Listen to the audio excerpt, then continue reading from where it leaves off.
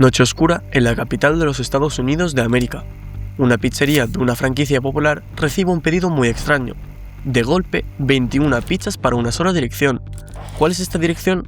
Resulta ser la sede central de la CIA, y esto solo es el comienzo.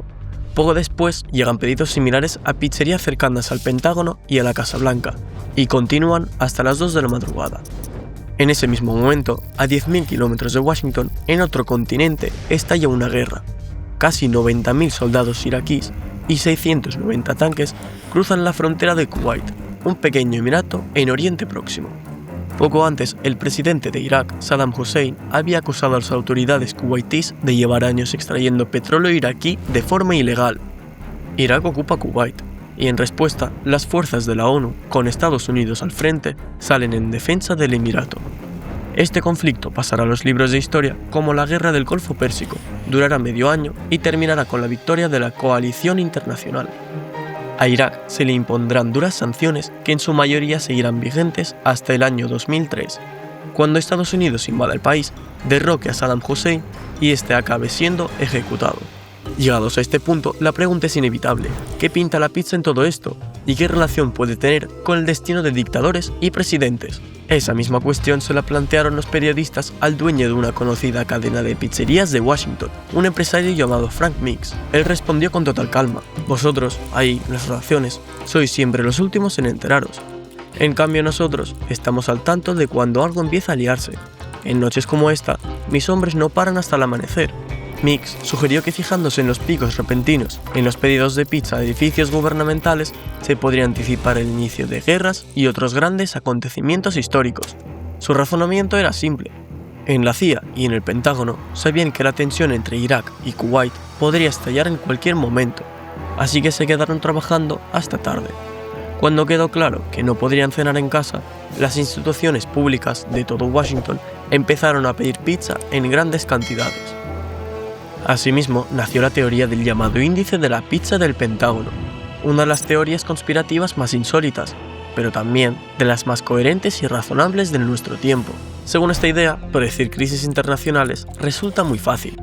Guerras, golpes de Estado, escándalos políticos de gran calibre, basta con vigilar quién pide pizza y cuánta en la capital estadounidense para entender de los problemas antes que nadie.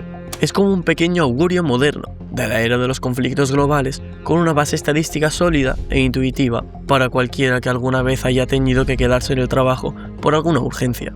Los conspiracionistas incluso señalan que, según los nutricionistas, en situaciones de estrés intenso, la gente tiende a buscar comida conocida y muy calórica, y para eso la pizza es perfecta. Estrés, desde luego, a los empleados de la CIA no les falta. La teoría resultó tan convincente que se difundió de inmediato, ganó numerosos seguidores e incluso llegó a mencionarse en la CNN. Muchos periodistas empezaron a vigilar muy en serio la actividad de las pizzerías de Washington. Podría parecer que esta teoría conspirativa, como muchas otras parecidas, está cogida con pinzas. Al fin y al cabo, no se puede sacar una regla general a partir de un solo caso. Sin embargo, desde entonces, el mismo patrón se ha repetido una y otra vez. Por ejemplo, en 1995, cuando el Congreso no logró ponerse de acuerdo sobre la financiación de las instituciones públicas, el funcionamiento del gobierno quedó paralizado y produjo una pequeña crisis política. Durante aquellos días, los funcionarios de Washington se gastaron $9.100 más de lo habitual en pizza. En enero de 1998, el índice de la pizza volvió a dispararse, después de que la prensa publicara informaciones sobre un posible romance entre el presidente Bill Clinton y una mujer hasta entonces desconocida, llamada Mónica Lewinsky, antigua becaria de la Casa Blanca. No es de extrañar que los equipos de prensa prácticamente vivieran en la oficina y acabaran pidiendo pizzas por valor de $2.600 por encima de lo habitual.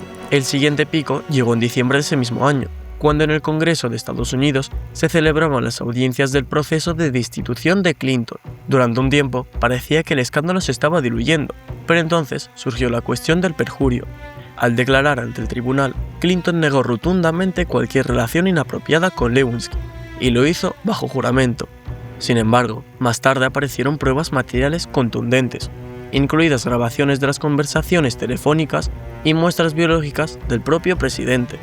A partir de ese momento, los legisladores tuvieron base legal para iniciar formalmente la destitución. La votación de la Cámara de Representantes sobre la destitución del presidente se fijó para el 19 de diciembre de 1998. En los días previos, periodistas y observadores siguieron el índice de la pizza sin perderlo de vista, y no se equivocaron. Se batió un récord de $11.600 gastados por la Casa Blanca y el Congreso, y eso sin contar el Pentágono. Unas cifras comparables a las de Guerra del Golfo, así de grande era el escándalo. De hecho, no se descarta que compartir pizza en la oficina contribuyera de forma indirecta al intento de destituir a Clinton, sirviendo de catalizador para su relación con Lewinsky. En la agenda de la joven, la noche del 17 de noviembre de 1995 aparece mencionada la noche de pizza, justo durante aquel cierre del gobierno. Tanto la becaria como el presidente se quedaron trabajando hasta tarde, y quién sabe qué más pudo ocurrir ahí. Los rumores sobre que los pedidos de pizza podrían servir para predecir crisis políticas alcanzaron tal magnitud que las autoridades se vieron obligadas a reaccionar. Un portavoz de la CIA, Mark Mansfield, aún en enero de 1991, aseguró que sus colegas trabajaban a pleno rendimiento las 24 horas del día y que la pizza no tenía nada que ver. Mansfield subrayó que los agentes de la inteligencia no necesitaban pedir nada y que en la sede central de la CIA hay varias cafeterías abiertas que sirven donuts, sándwiches, sushi y por supuesto pizza. Como era de esperar, eso no calmó los rumores, más bien todo lo contrario. Con el tiempo, la teoría del índice de la pizza fue generando nuevos detalles y matices. Algunos periodistas incluso aseguraban que en pleno apogeo de la Guerra Fría, la URSS supuestamente vigilaba de cerca los pedidos de pizza en Washington para adelantarse a los planes de sus adversarios ideológicos. Como ejemplo, citaba la invasión estadounidense de Granada en octubre de 1983. El presidente Ronald Reagan, bajo la premisa de luchar contra el comunismo, autorizó el desembarco en esta pequeña isla del sureste del Caribe, al mismo lugar donde hace 4 años había llegado al poder un gobierno de izquierdas, encabezado por un joven revolucionario, estrechamente vinculado con la Unión Soviética y Cuba. A Reagan eso no le agradó en absoluto, por lo que en la isla desembarcaron tropas estadounidenses y el joven revolucionario fue derrocado y ejecutado. Se dice que la noche anterior a la operación, los pedidos de pizza en el Pentágono se duplicaron. Algo similar supuestamente ocurrió en diciembre de 1989, cuando las Fuerzas Armadas de Estados Unidos invadieron Panamá. La operación se justificó con la protección de ciudadanos estadounidenses y con la eliminación de las rutas de narcotráfico que operaban bajo la protección del dictador Manuel Noriega. Noriega fue derrocado, arrestado y trasladado a Estados Unidos.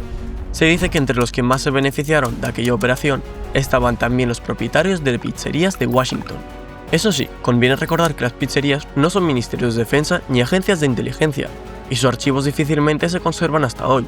Por lo tanto, los datos sobre los picos del índice de la pizza registrados durante las operaciones militares de Granada y Panamá no pueden considerarse completamente fiables.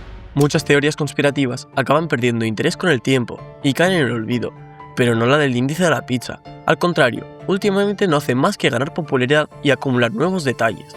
Algunos entusiastas de la teoría comenzaron a fijarse incluso en los ingredientes extra que los funcionarios públicos pedían en las pizzas y llegaron a conclusiones muy interesantes. Descubrieron que en épocas de crisis no solo aumentaban los pedidos, sino también la cantidad de ingredientes adicionales que piden en sus pizzas los militares, agentes de inteligencia y funcionarios. Para poner un ejemplo, antes de la votación sobre la destitución de Clinton, uno de los ingredientes más solicitados era la carne, y los pedidos con queso extra desde la Casa Blanca se dispararon un 32%.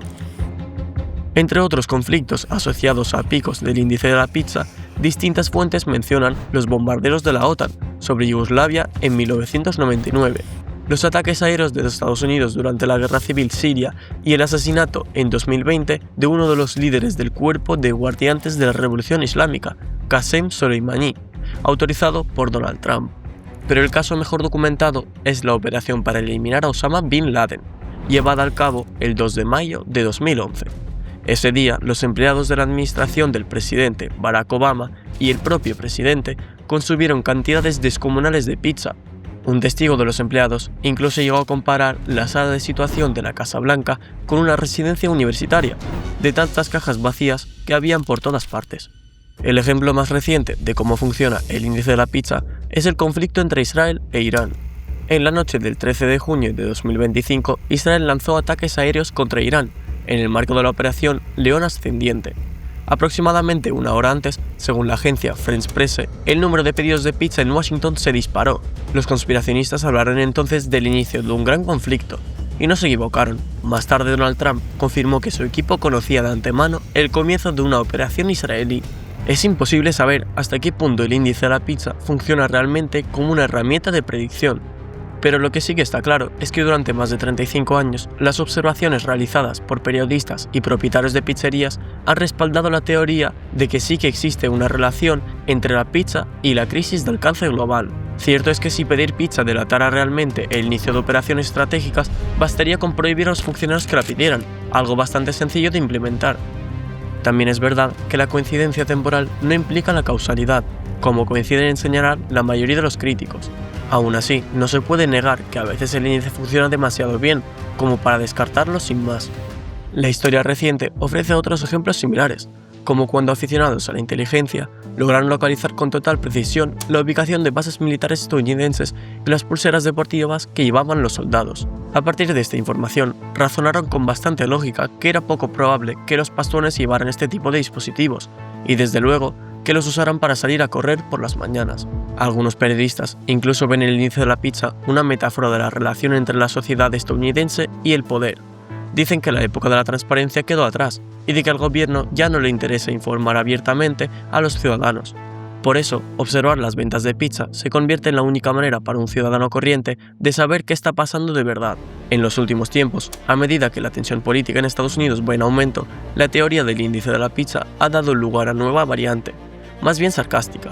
Se propone vigilar no solo las pizzerías, sino también los bares de Washington a los que los funcionarios suelen ir después del trabajo. Si en alguna noche estos locales aparecen vacíos, lo más probable es que sus clientes habituales se hayan quedado trabajando hasta tarde, lo que indicaría que una vez más se está preparando algo de gran envergadura. Lo especialmente práctico es que estos datos son públicos. Google añade automáticamente los resultados de búsqueda etiquetadas como más o menos concurrido de lo habitual.